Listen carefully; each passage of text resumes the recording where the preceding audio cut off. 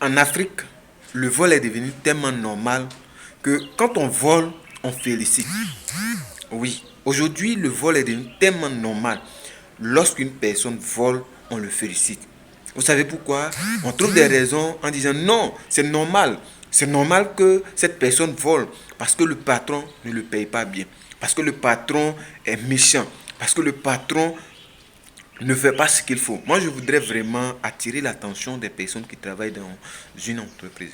Vous savez, quand vous n'êtes pas à la tête d'une organisation, vous n'êtes pas responsable, chef d'entreprise, si vous n'êtes pas à la tête d'un poste, vous ne pouvez pas trouver les inconvénients. Vous allez toujours bavarder. L'exemple est palpable. Quand vous êtes chef, votre vos éléments, les personnes que vous gouvernez, les personnes que vous dirigez vont trouver toujours que tu n'es pas efficace, tu n'es pas excellent, tu n'es pas meilleur. Non, il y a des choses qui manquent toujours. Ils vont trouver toujours quelque chose à dire. Mais dès lors qu'on leur confie la responsabilité de cette charge-là, vous allez voir que ces mêmes personnes-là vont même pas pouvoir assurer 50% de leur charge. Ne vont pas pouvoir assurer. Diriger une entreprise est tellement difficile. Diriger une entreprise, encadrer des personnes, il faut les payer, il faut connaître le besoin de chaque personne. C'est terriblement difficile. Et imaginez-vous les fournisseurs, les investisseurs qui doivent mettre la pression parce qu'ils veulent leur argent, ils ont investi dans une entreprise. Donc ils veulent leur argent.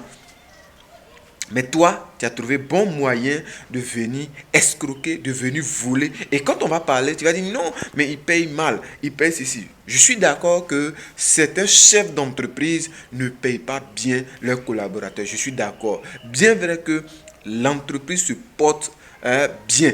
Bien vrai que l'entreprise est en bonne santé. Bien vrai qu'il y a vraiment d'entrée. Tout le monde sent que l'entreprise est en train de croître. Mais en ce qui concerne le salaire, il n'y a rien qui augmente. Ça, nous sommes d'accord.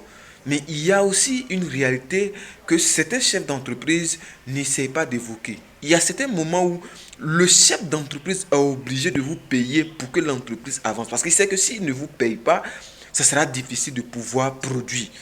Et dans ça, tu voles. Et il y a des secrets qu'ils ne vont pas vous dévoiler pour que l'image de l'entreprise reste intacte. Mais il y a cette réalité-là. Et toi, tu viens, tu voles. Tu voles. Les impôts vont venir. Il y a des charges. Comment faire pour pouvoir avoir les intrants? Comment faire pour pouvoir produire? Comment faire pour pouvoir avoir des articles? Comment faire pour pouvoir avoir des clients? Il va investir ça. Et toi, ce qui te trouve meilleur, c'est de venir voler. C'est de venir prendre le peu qu'il y a. Il faut savoir que c'est ce qui rentre là qui permet de pouvoir supporter toutes les charges de l'entreprise, les impôts, le personnel, les matériels qu'on doit pouvoir utiliser. S'il n'y en a pas, tu vas te plaindre. Si on ne te paye pas, tu vas te plaindre. Mais imagine un instant, tu fais tout ça. Comment ce chef d'entreprise va s'en sortir?